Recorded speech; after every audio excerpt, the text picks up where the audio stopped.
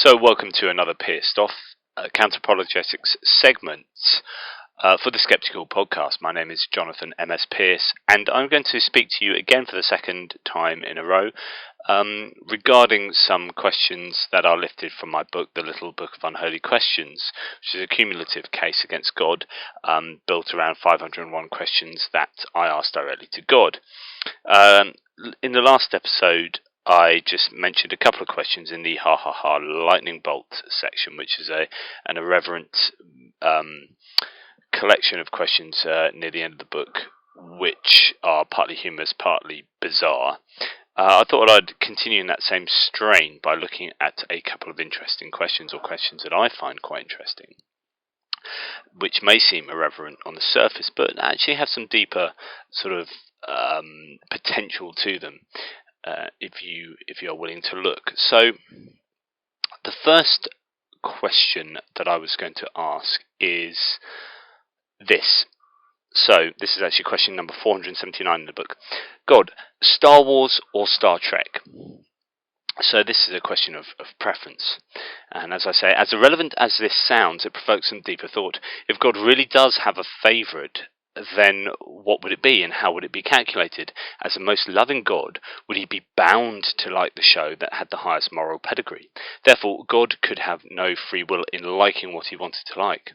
So it's an irreverent question to start with, but actually it's really interesting. Can God have preference based on some kind of personal liking, delectation for some particular, I don't know, it could be a film, could be a piece of art, could be anything in existence? Can God show a sort of intuitive preference, or is all preference defined by his omni characteristics? So being all loving, being all knowing, does any preference necessarily have to fit into this context? So I thought that would be first one that the chats back at the studio can get their teeth into. I'd quite like to know if God knows every single digit to pi, or of pi. So pi being a potentially infinite number. Can God actually know a true infinite? And I think that's quite interesting. I'd also like to know if God gets a warm, fuzzy feeling around Christmas time.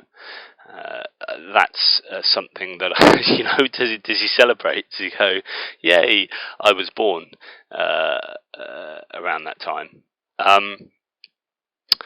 And also,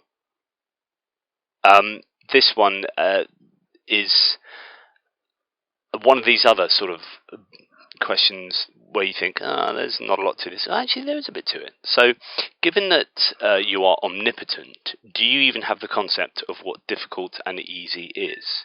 So this idea that everything in the universe, or everything, not in the universe, everything that God does, could do, has done, will do, technically, if he's omnipotent, has exactly the same difficulty value, has the same, he has to persevere no more or no less for any particular thing, because being omnipotent, potentially everything is equal, has equal parity in ease. So God could just as easily, do what seemed to us the hardest thing in the world, as do the easiest thing, have an exactly equivalent degree of difficulty. So there's a number of questions. I could go on, but obviously, if these are going to provoke a few minutes each, then I don't want to list too many. But some food for thoughts. And as ever, question everything. Apart from the desire to buy the Little Book of Unholy Questions, which is available at all good bookstores to order, and on Amazon, etc., and as an ebook. So a nice long plug there. So until next time.